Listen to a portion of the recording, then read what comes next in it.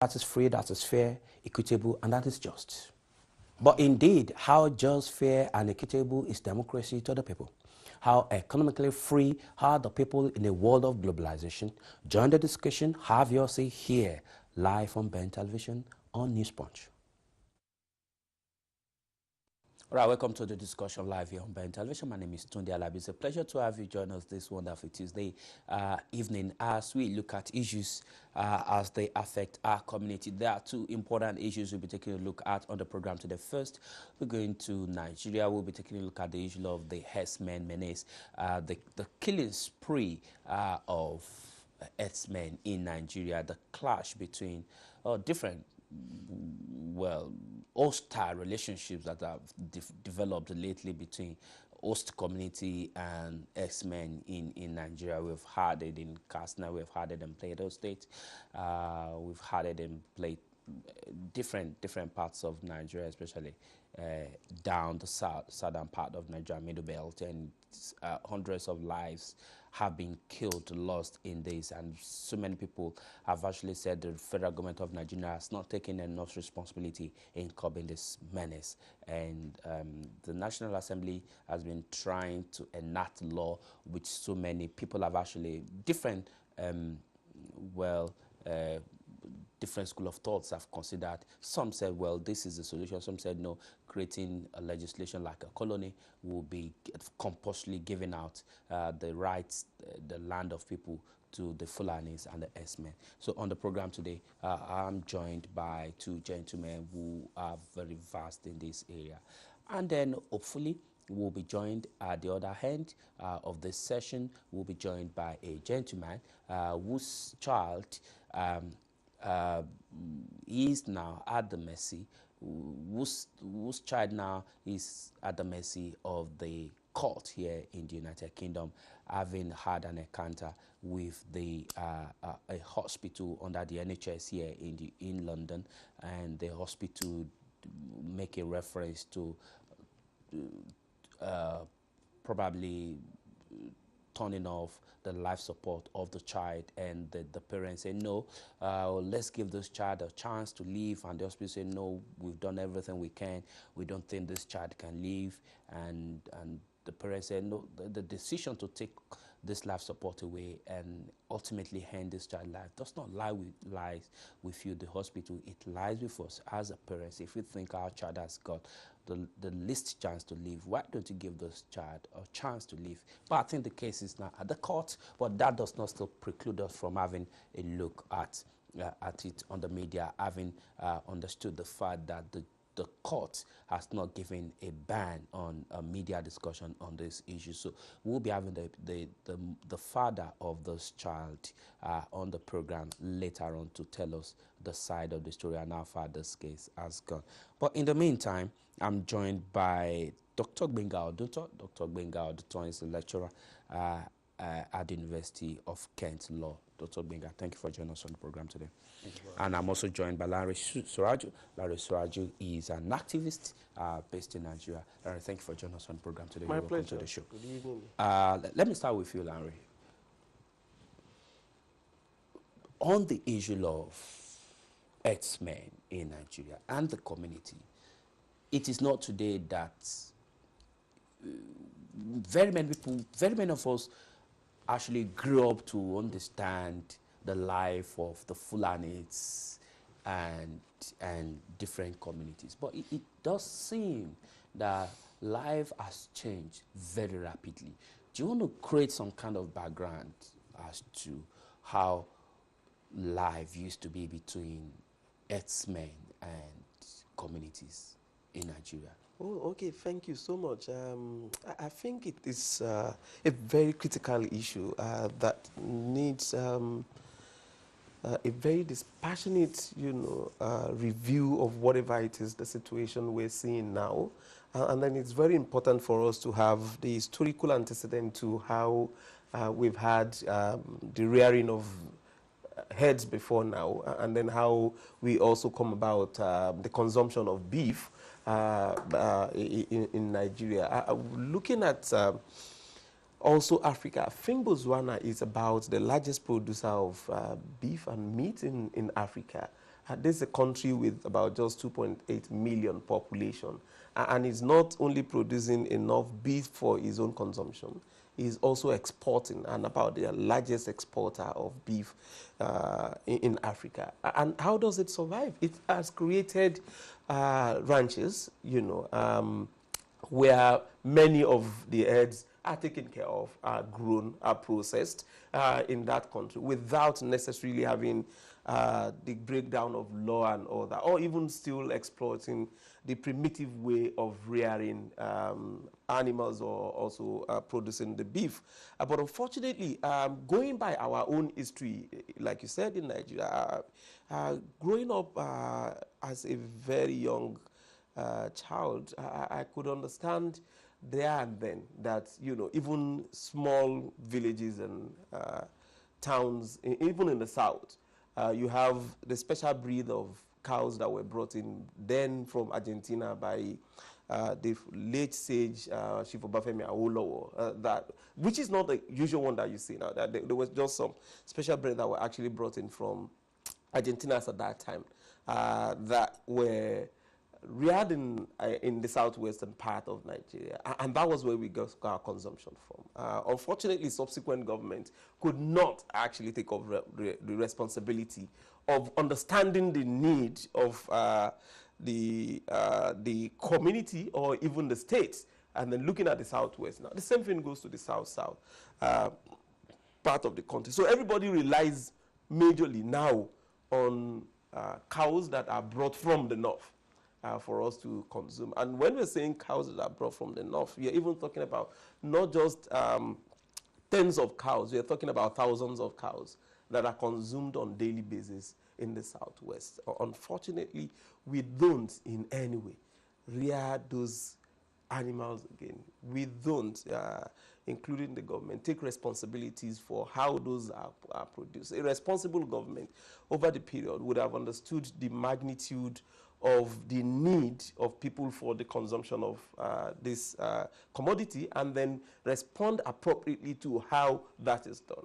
If we've had successive governments taking responsibilities for this, then there wouldn't have been that high level of migration that you have coming from the north and down to the south, where the herdsmen need to take around their heads to fend for survival. Unfortunately, also is the climate change issues, where you've seen the waters drying. But before we go to the cause of perpetual movement. So basically, the issue has been there a long time, where these guys following the failure of government to continue on the foundation laid by the late sage, creating a ranch, improving on these herds. That failure has led to Nigerians depending on herds of cow being brought from the northern, and they migrate, and in the process get into different communities.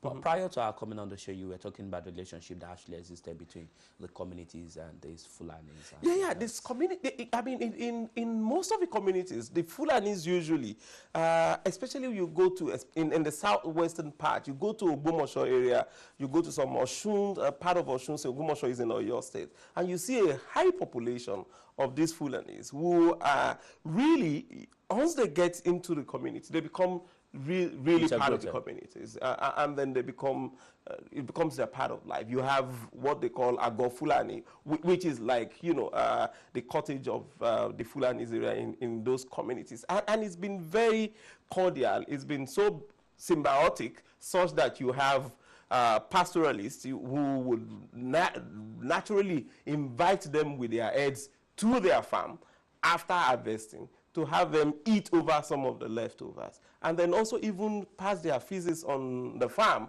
to assist in providing manure for the farms. And it's been very, like I said, cooperative, and it's been mutually beneficial to the parties that are involved.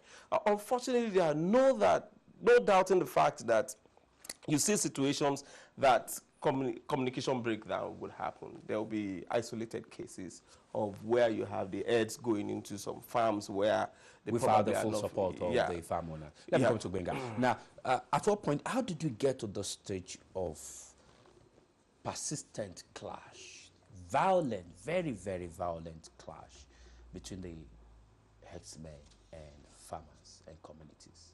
Well, obviously, gradually, but when I say gradually, I'm talking about nothing less than 10 years now.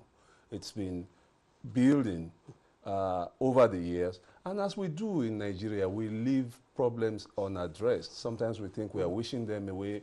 Sometimes it's just sheer governmental incompetence.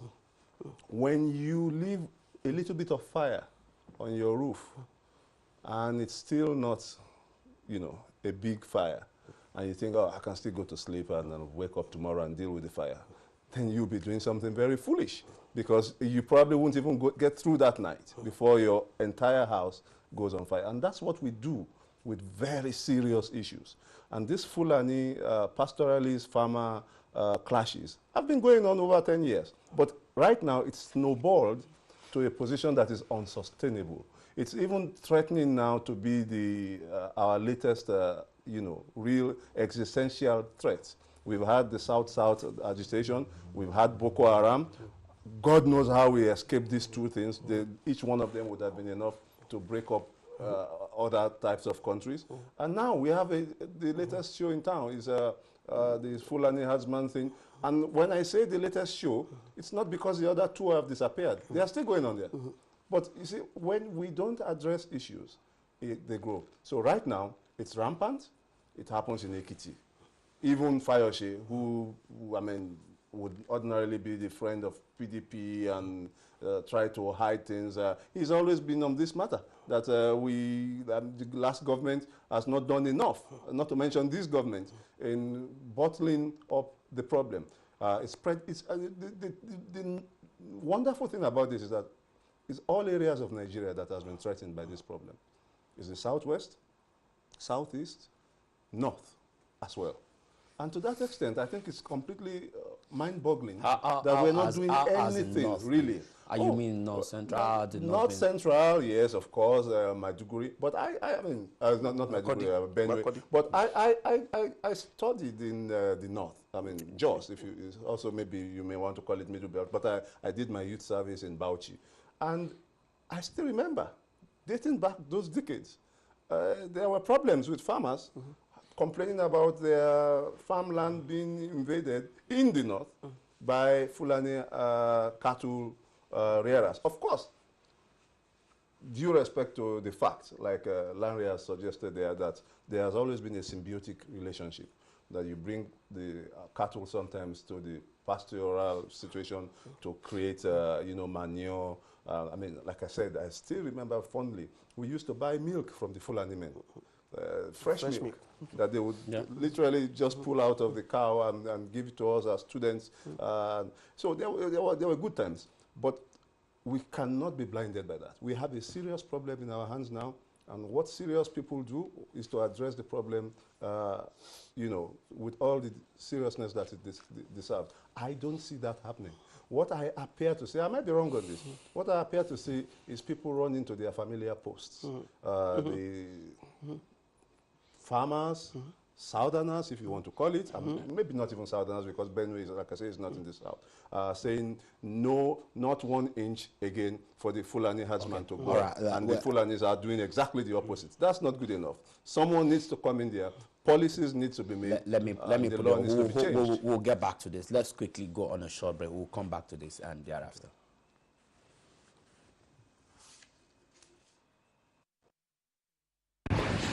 Democracy gives everyone the rights of expression, a passage to a world of freedom, a world that is free, that is fair, equitable, and that is just. But indeed, how just, fair, and equitable is democracy to the people? How economically free are the people in a world of globalization? Join the discussion. Have your say here, live on Ben Television on Newspunch. Discussion. Have your say here, live on Ben Television on Newspunch. All right, welcome back from that short break. Team, good evening, team. Hello, team, good evening. And I've been in a conversation. All right, team. Thank you for joining us. Where are you calling from today? Make a very quick contribution. Where are you calling from today? I'm calling from Bedfordshire, From Bedfordshire. England, United Kingdom, yes. All right, thank you. Go ahead. Thanks for the program, and thanks for capturing this topical issue. I think what we have to do as all Nigerians, whether we are at home or in diaspora, is to take this issue extremely serious. And if the federal government will not take it serious, it behoves on all of us to take it serious. We need to see what has happened, and it didn't just start today. Today is the middle belt. It's been there for 2 years. A lot of people, when they passed through Enugu State, almost a whole village was cleared. When they passed through Ekiti State, the able governor of Ekiti State told the people, you have the right to protect yourself, at least the civil right to protect yourself. Then when they passed, now it is Benue. And you could see pictures don't tell lies, videos don't tell lies, trailers of loads of coffins, dead people being buried just a few weeks ago. No, we cannot live like this. And when it happened in other states, Mr. Buhari, when he returned home, instead of saying something or commenting that this is really fair, he sponsored a bill to allow free grazing for these people. We do not live in the primitive age. We live in a world so, where Tim, the life of every Nigerian should so matter. we know this is a problem, Tim. What is the solution, Tim, in your view? The solution is that we should not be discussing this in a very calm tone the way we are going, whether in diaspora or in Nigeria. We should take this as extremely serious, and we should come together and see the problem we are all facing. All right, and then really, really challenge whoever is in government, whoever is in authority, whether they are police, executive, president, whoever that it is, that do not see that life should, the interest of the country should take first before religion or party politics. All right, okay, Tim, thanks a lot. Thanks for your contribution so that we give other people to call into the studio. Larry, having understood the fact that there has always been this cordial relationship between these headsmen, pastoral, and the community, suddenly we've got this breakdown. And it's actually become horrific. What we see on a daily basis, in pictures, in videos, horrific. In your view, what is the way forward? Thank you or very what much. what has led to this breakdown in relationship where suddenly we now have a one-time friendly herdsmen suddenly becoming violent to the host community? Let's start from there. What is the cause? I think there are several causes, and we need, like I said earlier, we need to be seriously dispassionate about this. We really need to move away from sentiment and then try to find solutions. But people to whose issue. families have been killed, You wife, see, husband, we know killed, those murdered who on are a daily directly basis. affected. But those of us that, and that is where it is very critical. We need to act as habitat. We need to act as advocates for what should be a solution. The moment you decided to put yourself in the position of either the victim when you really are not going to be able to look at the issues dispassionately. And you probably would not be making sense to the other party. So if directly it is not you, then you want to say, okay, how did we get here? Which is the critical question. Yeah. There's the situation, poverty is one, climate change is another, insecurity is there, failure of government is there, and the hunger of almost everybody is another key issue. Everybody is like provoked now. Like you rightly said, we've had, Dr. Duto said that we've had the Niger Delta issues where the Niger Delta militants came up. We don't really have that before in the existence of Nigeria. We had the situation where the Biafrans said we want to go, even though we've had that. We've had the war before the Biafra, the Nigerian civil war where the Biafrans said, but before the war, we were coexisting and cohabiting before. So there is bound to be at one point or one time in our lives, husband and wife, friends, families, that you have that breakdown of either communication or conflict. What is there that is very crucial is, do we have a conflict resolution mechanism in our system? And the answer is no. Because basically, we're seriously many times too emotional about issues. We are many times listening to one side of the story. The life of an average person is sacrosanct. Who should take responsibility for this? Wait, there won't be no any other name than criminal acts. Yes. Who should take responsibility? The community, the state government, the federal government? All of them. We all have responsibilities. Where do we come? Obviously, all levels of government are. But having said that, there's one reason why we are operating the presidential system of government. The buck must stop on someone's desk. And I think if systematically Nigerians are losing their lives to each other, the president and the highest authority of the land should be held responsible. Precisely. I don't imagine any other federation in the world where this kind of event will be going on systematically, unless we're in a civil war. And the president is, I've not really had him accept responsibility for having to put a stop at first. The irony of it, which is part of why I said, we need to divorce sentiment, is that when you look at the last speaker, he said this has been happening in the last 2 years, which is not true. It has been on for like almost 10 years. So, but why challenge? If this has been happening, but the level of killing has not been this high. Like I said, all things are allowed to fester unchallenged, unaddressed. You have a situation where does the presidency's body language be a sort of instrument that actually emboldened this guy? If there has been killing, certainly there has been killing, there has been clashes, but never at this level. Would one say that the president's body language before you actually emboldened and increased the level of attack? I think I do need to clarify this. When I say the president is failing, apparently, it's failed. The facts speak for themselves. The presidency has failed on this issue. When I say that, I'm not saying the president personally has some hidden agenda. But does the president's body language not coming out it's the same body language to condemn this it's the same body language that has not addressed the South-South issue or the Biafran issue or the Boko Haram issue competently. So it's at the end of the day, it boils down to a culture of knowing how to resolve disputes between warring parts or dissatisfied parts on conflict areas in the country, and more importantly, a synergy between the executive and the legislature, both at the state level and the federal level, to solve problems. We pay them, they are the highest paid legislature in the history of Nigeria and maybe in the world. And we're having a problem like this, and what we see are funny bills that are started and then dropped because of lack of trust and lack of diligence in pursuing it. The Nigerian people deserve more than this.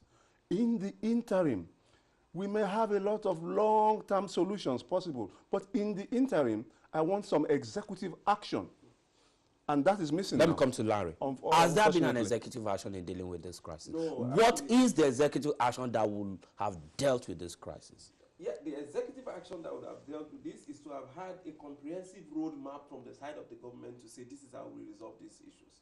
But will that roadmap not require the force of law in terms of legislation? For whatever it is, either you require the force of law, you require the reform of the police, you require the support of the military. There must be a roadmap that must be encompassing in addressing the problem, and not just saying this is how we want to pass a bill. This is what it must actually require. What is to be understood as an urgent action on the part of the government to put a stop to the crisis and then start a solution. So if for whatever it is, you can't say the crisis should continue, we will be finding a solution. The first thing is to stop that from happening. Like I said, for every single life that is lost, the president is responsible. All his supporters are responsible. And this is not to talk about body language. I don't subscribe to all that says, no, it is not the body language of Jonathan as the former president that was also there when these crises were happening. Yeah. But we tend to politicize, and that is where I have my problem and concern. Yeah. When issues of lives are concerned, we're meant to deal with issues, but people tend to start dealing with sentiment, and then reducing the issue to either religion, and the rest of that. When the president, of course, is seen not to be doing enough. That's what I said. Is seen. Jonathan never mentioned a word about it while he was in as the But there president. have been reports that Jonathan dealt decisively with the issue of Let anybody show that. When it happened in me, Benue State. Make a reference. Just anybody that says that. But it was not this pronounced. I'm not talking about pronouncement. I have told you. You said you are waiting for body language, or people are waiting, and I said you didn't even see none when it was not this president. So we shouldn't reduce serious issues of this nature to just asking for president's body language. We want action. We should actually also be calling for the president's resignation for failure of action on these issues, rather than talking about, say, body language and making it look like exceptional or religious. Let's face issues. it. There is the issue that people say because he's a Fulani or because he's Muslim, but many of the farmers whose farms have been destroyed would be Muslims as well, or they could easily come from any part of Nigeria. Let's just imagine what exactly can we do if you and I, for instance, magic wand, we are in this position. Right. What would you do? What I think I would do, instead of this ambitious plan of creating reserves in each state, you can have 4 mega ranches in each of the regions, paid for or bought from the state, and those mega ranches will have good network of rail connection to the city centers where this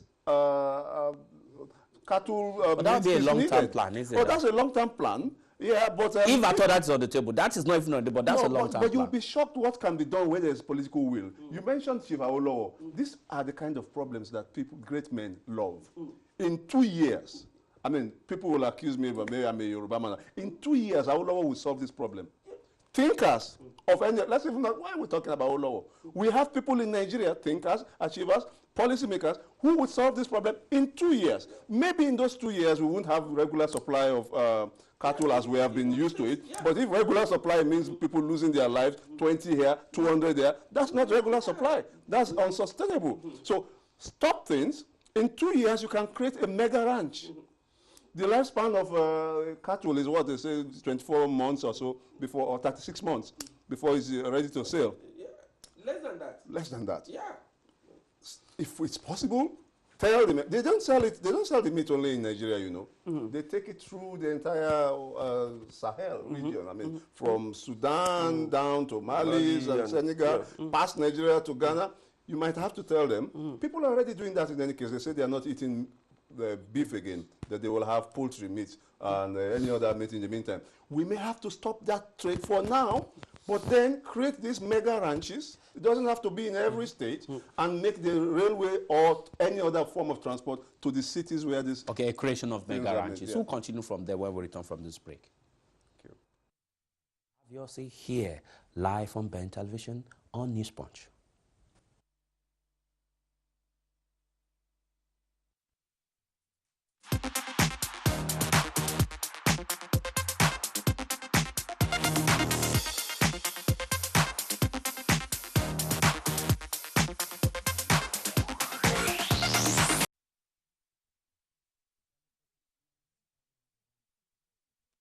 All right, welcome back from that break. Now, I still have Togbenga Oduton of the School of Law, University of Kent, still in the studio, and Larry Suraju, an activist in the studio. We're looking at the issue of menace in Nigeria. Larry, quickly, let me come to you now.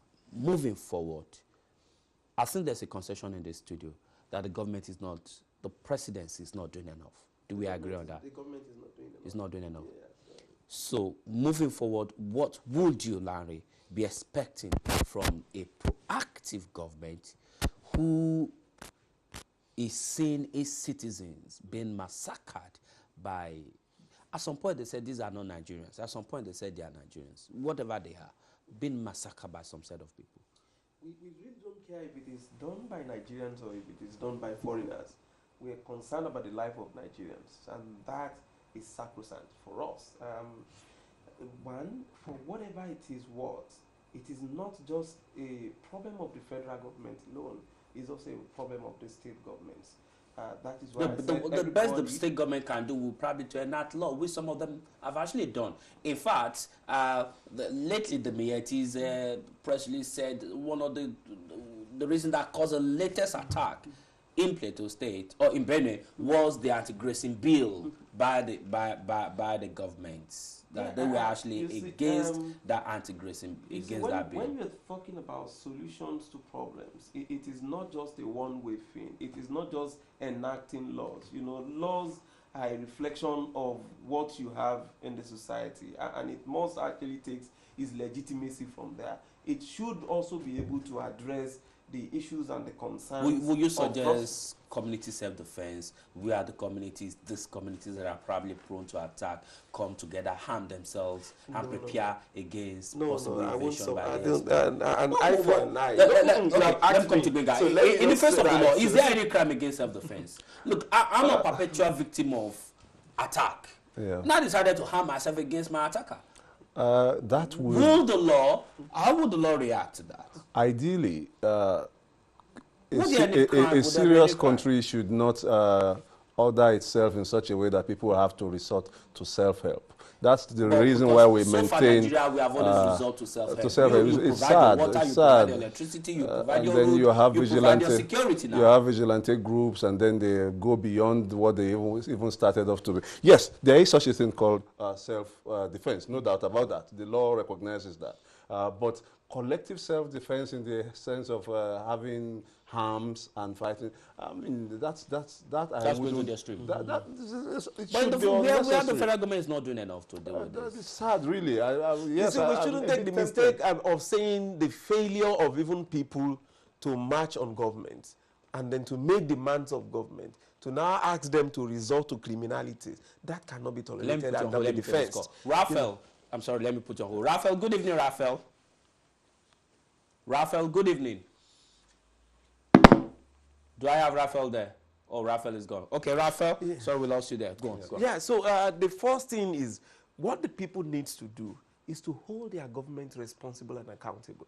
So if the legislators in the states, allow me to land on this. Okay. The state government doesn't have power. Where does the state government wants to derive its power? The chief security officer of the state, according to the constitution, is the governor. You have the legislators who are still going to the House of Assembly every day with this killing, collecting salaries and allowances. They still feel free and they roll on. If the governors and the legislators would say, I am the chief security officer of the state, and according to the constitution, I have a duty to protect my people, and they decided to act according to the demands of the people, then we won't be having many of these crises. One, the governors provide many of the state police with vehicles, with security allowance. They got security votes. Then you need to justify what exactly are you protecting with that security votes that you get. I'm sorry, I'm sorry, let me take Kingsley. Kingsley Raphael, good evening. Good evening, Kingsley. Do I have Kingsley there? Kingsley, I'm afraid. Good evening. Oh, okay. Glad you're able to connect finally. Good evening. All right, please, can you hear me clearly? I can hear you, Kingsley. Where are you calling from? I'm calling from Italy. From Italy. Go on. Go on, Kingsley. Please, I just want to drop a little something from Italy. Yeah. Please, I like what you're doing. And the issue of what is rising up concerning herdsmen is out of hand in Nigeria because it's not today this thing started. And I hope people are in Europe here, so I have never seen any place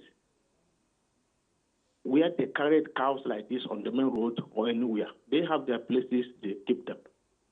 And talking about Nigeria issue, these Fulani herdsmen, or whatever they call them, they have land in the north. Let them put themselves in order and arrange whatever they want to arrange and put their cows there and take care of it. Nobody is going to donate land or acres of land for anybody to put their cows out for anything. They have their own land. They let them train everything they want to train in outside land or whatever they call themselves. Let them put things in order than killing human beings. Human beings and animals, their lives are not the same thing. So let government of Nigeria do whatever they can do to put this thing in order. All right, And Kingsley. let them stop this, because if the hand of government is not in this, we know what needs to do. But look at the guns these people are carrying. From where did they get these guns and start using them to kill people?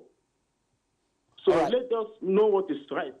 And let us talk about Nigeria issue, and let the president and all the cabinet members, let them rise up and talk about this issue, because if that concerns them, everybody keep quiet. Why is it so? The time the issue of IPOB rise here, everybody talk about it. But why is it everybody keeping quiet concerning this issue of first men? It's what I just want to drop to the people. All right, Please. Kingsley, thank you so much for thank you for your contribution. We were talking about the role of the state government in this, and I was saying, what more can they do outside enacting the law? You were making reference to instructing the Commissioner of Police and other security apparatus in the state. They have the control, they have the relationship, they fund them, they fund the police, they relate with the police, and they have their security vote, which is primarily meant to provide extra security for whatever it is that is provided by the federal government. That is number one. Number two, the legislation that you mentioned, I think legislation should be able to address critically and holistically an issue. I mean, Kingsley did make mention that, look, these guys, if they are creating a colony, they should create a colony in the north for them. No, you see, don't let us start degenerating to that level. Hang on. These are Nigerians. They have the right to also exist in any other part of the country. And we don't want a situation where you then say, you want us to keep the cattle rearers of Fulani herdsmen or whatever in the north, and then they say, okay, the southerners, go back to the south and do your business. We want to use, we don't want to solve a solution. That is the solution that has been there. From where do they move around? Why do they move around? Because they need to graze their animals. And especially, unfortunately, you have, like I mentioned, the climate change issues, that you have a whole lot of desertification happening in the north. Okay. And there's a need for them to find water, find the graze for their animals. So the government has a responsibility. This is perhaps where I may have to start deviating a bit from my good friend Larry here. Yes, it is true. We have this historical nomadic lifestyle, which is even recognized in international law. Nomadic artisanal way of doing things is preserved by international law. Yes, but when it is clearly failing, and failing to the extent of lives being lost, you may even have to stop that. Nothing is sacrosanct. Nothing is more special than human life. Even the so-called right of movement of Nigeria has, of Nigerians or of any country, has some certain rights could be derogated. It can be curbed, even in this country. Yes. I mean, if you commit some, rights. If you commit some even antisocial behavior in this country, they might tell you not to come to this. You see, the truth of the matter is we are not debating. Am I wrong? You will be told not to come to your own city where you grew up in this country. If you have issues with your wife, they might tell you not to come to your house. So there's no right that may not have to be curbed in the interest of public safety on occasion. I take your point. Every Nigerian should feel welcome everywhere. Yeah, but the mischief we are facing now is that the conflict between pastoralists and farmers is leading to loss of lives. We have to be drastic, we have to be imaginative, and we have to act now. Now, let me take Raphael. Do I have Raphael on the line? Good evening. You call back? I don't know which of the Raphaels. Good evening. Hello, good evening. Yes, who is on the line? Where are you calling from? I'm calling from the Netherlands. From Ireland. Okay, go ahead. From the Netherlands. Netherlands. Okay, go ahead. That is Amsterdam. Yeah, go ahead. Go on, I can hear you. Hello. My question is that I would like to contribute one or two things to what they are discussing about this issue in Nigeria. It's so easy to resolve the problem, because when you live in Europe, you can see how the mechanism of this farmer issue is being resolved here. Why can't we have the same solution in Nigeria? The Fulanis are only going around with their cattle, destroying other people's farm, which is not supposed to be so. They can be buying food and keep these cattle in one place.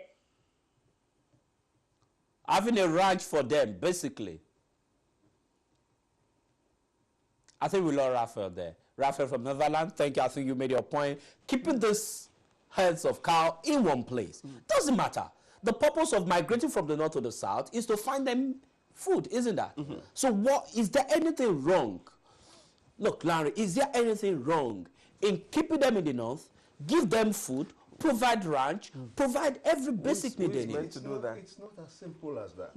For these people, it's a way of life. It's But like when in it's leading Europe, to a loss of life. In Europe, we have gypsies. You don't stop the gypsies from moving. They move around. They are nomadic by nature, and they have a right to maintain their nomadic life. But, again, like I said, if that is going to lead to their own loss of life and other people's loss of life, we may need to curb it and try to live in the 21st century. There were things we used to do too. We had migratory farming as well. That may have to be stopped entirely or may have to be stopped for a while. The point that we're missing in that, which I agree with you entirely. We have not been able to agree on a solution right you here see, now. Because the Is that the problem they are facing in Nigeria? The problem is that sentiment overrides the reality. And then Larry, also even between us three here, yeah. we've not been able to I'm not arrive at a disagreeing. solution. We're making suggestions to solutions, but it's just about, that is where it is missing. You and I and him, we can have this civil discussion about it. But people will want to have hot arguments unnecessarily on the issue. And that creates either aggravating the crisis or promoting, unfortunately, the crisis that is already been emanating. Because of my time, because of my time, let me stay on a minute. Because of my time, two solutions: one in the short term, second in the long term. Yeah. The first one in the short term is to see, first and foremost, how we address the concern of the people that are suffering the loss of life. How? First and foremost, by ensuring that there's adequate security for those who have their farms, and it's not just built on the farms, you've seen the communities. That is one. Two is also to ensure that the state's intelligence gathering and the security force increase their level of intelligence and information gathering, that perpetrators of this act don't escape. Because the moment the perpetrators escapes, it emboldens them to carry out the act further. So we must be able to identify those that are involved and bring them to book. Two is, we also need, before we can say we stop these guys from moving, after providing security for the people, is also to find an alternative to how they want to survive. Because survival instinct is the first instinct that would drive anybody. So if you say you stop them, they would go into steal some other criminal. So you're blocking them from one and creating them for them. And the long term, like we said, is to create the ranches and stop these means of. So if the nomadic people want to still carry on with their culture and practices, it will be within a refrained area of where they would operate, and then that is would where that be the colony probably being suggested now? That colony, that for me would still be a good idea. And although I have seen level of opposition, but most of the oppositions are not coming from the point of informed decision. Okay, because of my because time. the federal government can acquire land for the purpose of that, and the land will not be acquired for the Fulanis to take over. It will be a route for just their movement, and they would then be restricted to that route. Any other person going outside that route then must have already committed an offense. Because of my time, quickly, Yes, short-term solution, long-term solution. I think first I would like to say we are not the only ones facing this problem. Believe it or not, this is a problem the United States of America itself is facing. They have problems with ranchers, pastoralists also trying to roam through territories there. And all over Africa, this happens. Kenya, Somalia, Tanzania, Malawi, there's all this, nomadic pastoralist problems are quite common. We could learn from them. But like I said, my wish list is first and foremost, mega ranches, well-funded, but not in every state, and carefully cited, voluntarily offered by the regions. And it's not supposed to be a permanent place. It's not a place for residents. It's not a place for any other business than just the same way we have trailer parks. A trailer park does not give you any ownership of the land, and you must even be seen to pass through. That's what I think can be done in a year. If a government is serious, you can do that in a year. Long term, We might need to provide alternative, training, lifestyles for the Fulani. All right, guys. To move to I'm 21st sorry century. because of my That's time. it, yeah. I need to go. Dr. Benga Oduton, Law University of Kent. Thank you for joining us on the Thank you program. very much for having And Larry Suraju, thank you for your time on the show. My name is Tunda Labedi Safa. We come with the program. We do hope the federal government will be able to find solution in the long term, in the short term, and the long term to this crisis. Enjoy the rest of your night. A world that is free, that is fair, equitable, and that is just. But indeed, how just, fair, and equitable is democracy to the people? How economically free are the people in a world of globalization? Join the discussion. Have your say here, live on Ben Television on Newspunch.